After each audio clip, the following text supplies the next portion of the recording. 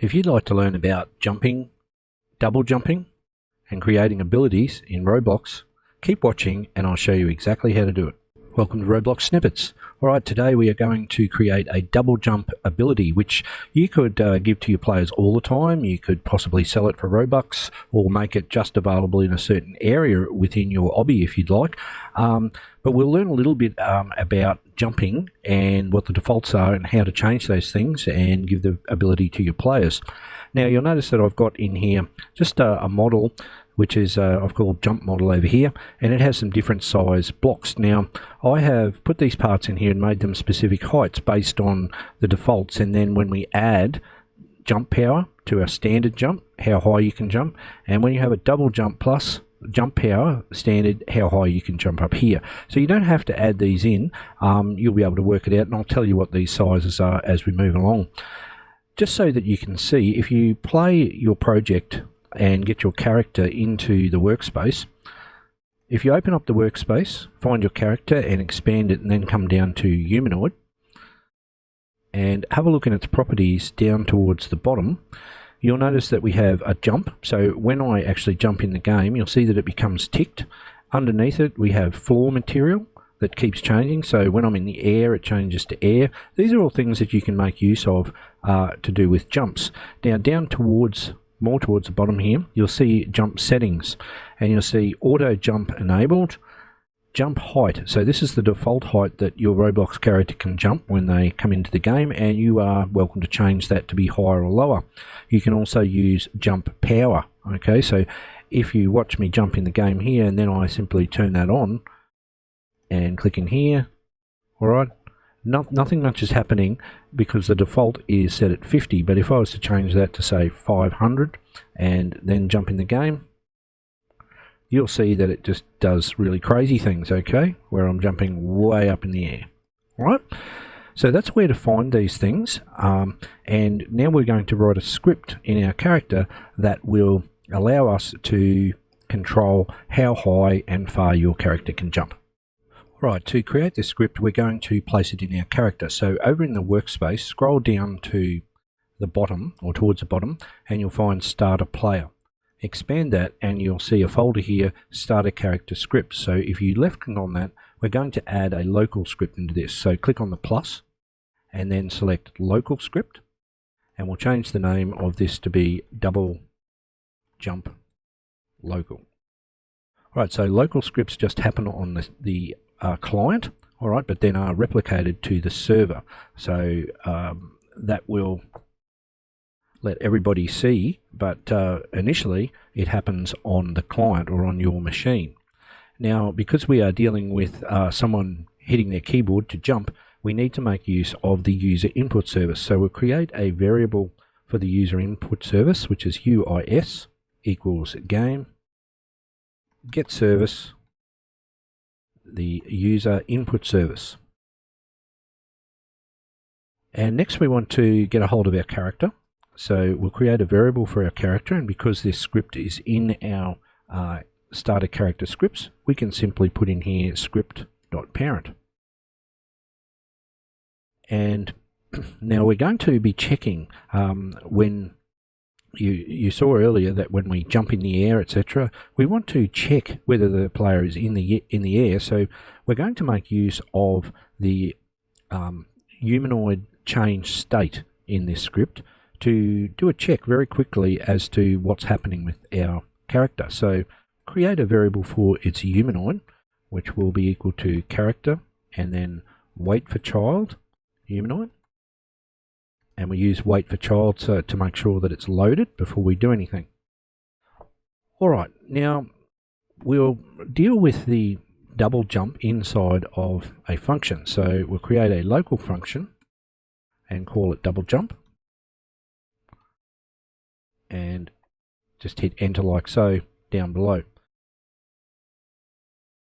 Now, the user input service handles everything that comes in, and we can actually grab a special event called a jump request and trigger this function when that request is made. So we do that down the very bottom of the script by saying user input service and then dot jump request.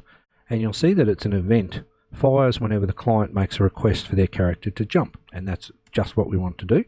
So we'll put that in, and we will connect a function to this, and it will be the double jump function up here.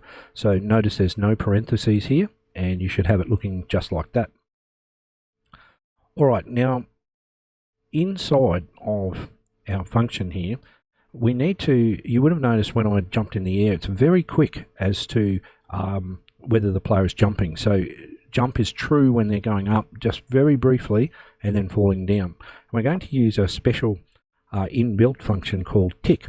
So if tick, all right, now if you start typing it, returns the amount of time in seconds since the Unix epoch, all right, according to this device time. So it's a very quick, continuous clicking, so to speak, all right, in terms of time, and we're going to make use of that to determine whether the player is in the air or whether they have landed, all right.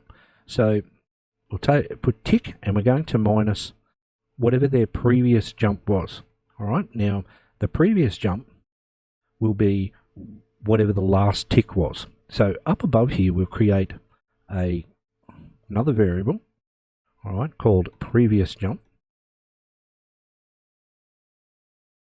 and it's going to be equal to tick.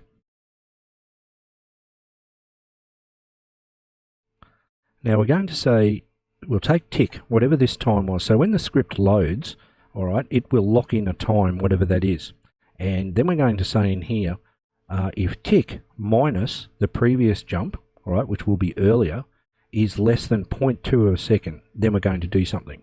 So obviously if you don't jump and run around for 3 minutes, then this is going to be much bigger than what this is. All right, so this will only trigger when it's a very quick amount of time. So we'll put in here previous jump, so it'll subtract those, and we're going to say less than or equal to 0.2.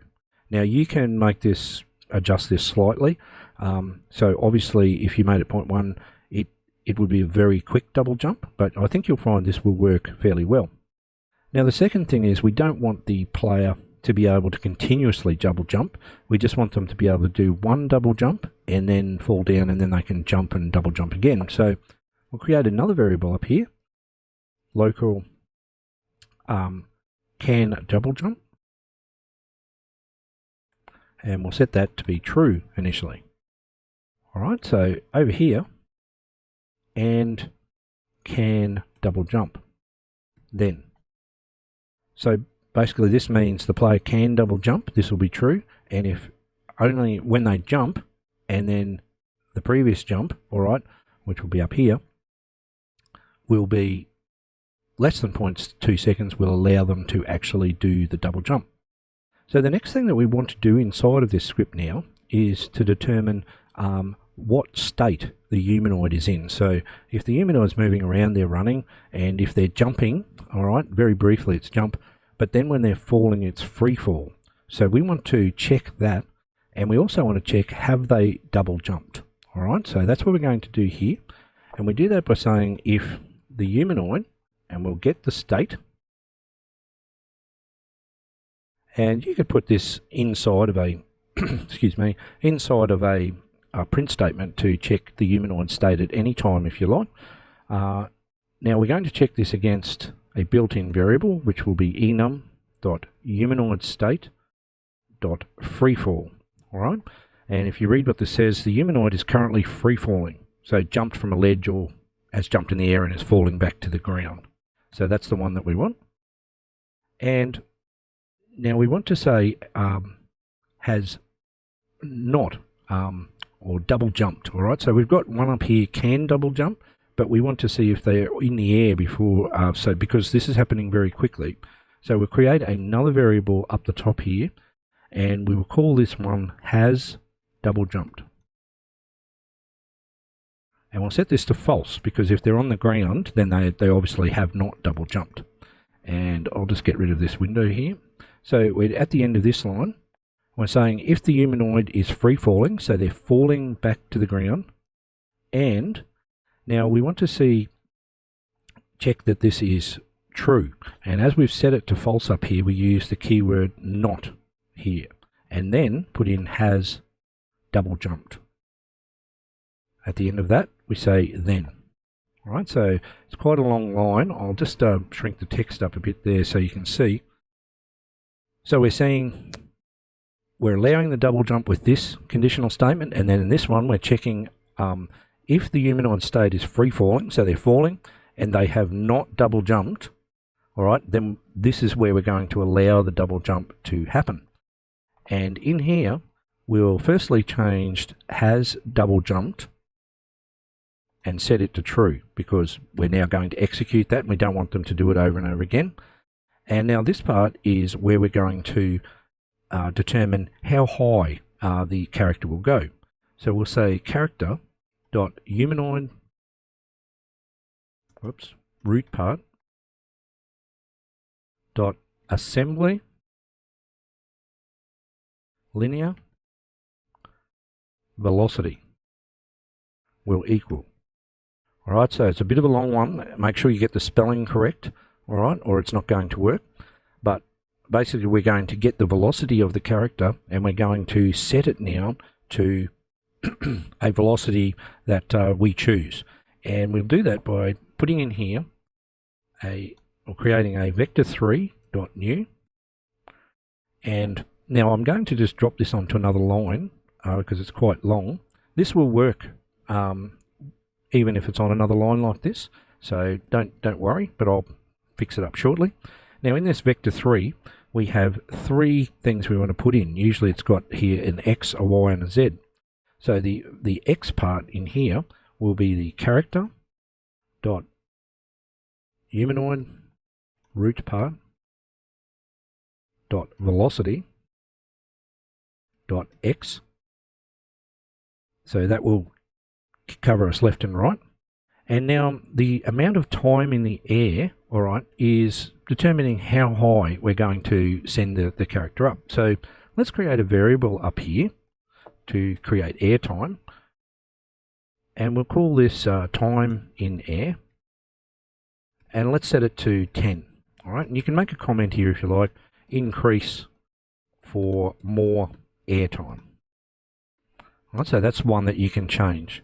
Now back here in this vector3, just after this comma is where we want to put that variable. So time in air, that's our y. So remember, it's going up. And then the last one is going to be the same as what our x was, only we're going to do it for z. So you can, if you like, take this first part here and Command or Control C and then paste that in, but make sure you change the n part to a z. All right. So once again, quite a long line, and this is actually one big line here. So this and this. So once you've got that right, you can move that back up to where it should be, and it go off the edge of the screen. All right. So this is all happening very quickly. So I'm just trying to explain it to you. When we get to here, we're now going to set our character humanoid state. Or we're going to change its state intentionally to let the program know that the character is jumping. So we'll say humanoid, and we'll say change state, and inside of here we'll say enum dot humanoid state type dot jumping, and I need an E in there. All right. And that completes our double jump in here. Now, we're still managing though, down the bottom here, we need to manage whether the player has landed or whether they're currently jumping. So outside of your function, just drop down a couple of lines. So make sure it's above this jump request. And now we're going to get the humanoid state changed event. So if you type humanoid and then state changed, we're going to connect a function to this, and we're going to pass in two parameters. So the first one will be old, and the second one will be new. And then we'll drop down a line. So we're going to check in here, and this will happen fairly quickly, what state the the character is in, and then we can set these variables up here that we keep changing back to what they should be.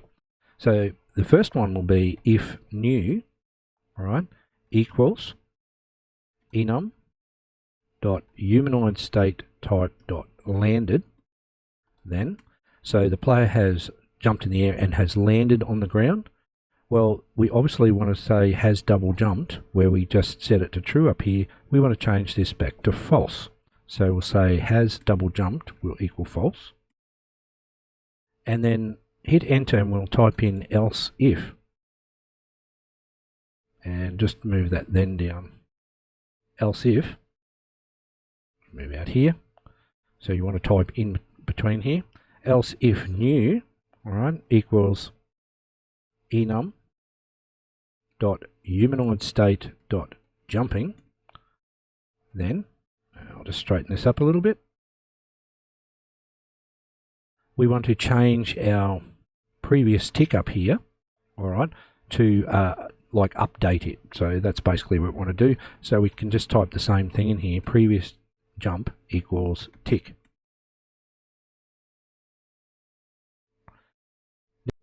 Okay, so there's just one other thing that we will do is to give our player a bit of a kick. We're going to come up the top here, just at the end of the variables here will be fine. And we'll create, or we're going to change the humanoid, so we'll say humanoid use jump power, as I showed you earlier. So use jump power, and that will be equal to true. And we'll set the humanoid jump power, which you can have a play with this later, equal to 70 is the number. So by all means change these as you wish. All right, and just scrolling down through the script. All right, there is a slight error here. So where I've put a less than sign here, this should be a greater than sign, okay? So if tick minus the previous jump, so the current time minus this is less greater than or equal to this, then we can double jump. So sorry about that. Make sure that is a greater than sign just in here. And everything else should be good to go. Now, if this is confusing you down here, we might just put in a print statement here and see if we can show you what's happening in this case. All right, so we'll print these that are coming in, because remember, this is all being triggered when this user interface is used down the bottom. So let's click on File and Save, and we will play. All right, so we're in the game, and you'll notice down the bottom here we have two things that have come up: humanoid state running no physics, humanoid state running. All right, so we've got an old one and then what it was changed to. And if I jump, you'll see that they changed down the bottom. So that might help you understand where those two variables come from. But if I jump and then jump again, you'll see that I double jump. All right, and if I run over here, I can jump up on top of our standard part very easily with jump power. And if I run over with the jump power and just one jump, I can get up here. All right, and if I come over to our big block here, I can get up on top of it. Now, as I said earlier, I'll just tell you what these are. I'll stop the game running there because I did do a bit of testing, and this is probably useful when you're setting up your game. The standard jump with the standard character, all right, if we come down to its size, okay, so it is 8 studs high. So 8 studs is the comfortable height that the player can jump up onto without having to try too hard, all right? For using jump power, and that's just the standard jump power, all right, with what we put in here. So we changed it to 70, all right, which is slightly higher than the default, which is 50, okay? And with that, you can jump up comfortably with 12 studs. And then the double jump, you can jump up 25 studs high comfortably on top of that part. Okay, so that should give you an idea when you're creating your own projects. Now, if you'd like to stick around, actually, I won't do anything for the main game, Obby, in this, because other than show you right now that if you want to insert this script somewhere else, all you need to do is to come down to the script itself, right-click on it, come down to Save to File, and then save it somewhere on your computer where you can find it. Now, when you do save it though, you'll notice that the file type is Lua scripts. So you want to change that to be an RBXM file, because when you import it again, it won't work properly. All right, so I've already got this resources folder, and if I just overwrite the one that I had, just replace it. All you need to do then when you go into your other project or main game Obby is to click where you want to put that script, right click, and this time come down to insert from file, all right, and do the same thing again. So insert this and click on open. See, it's an RBXM and it will insert it in. Okay, so I wish you all the best, and I look forward to seeing you in future videos. If you found this video useful, subscribe now. For more information about my online courses, go to mrbrendanross.com.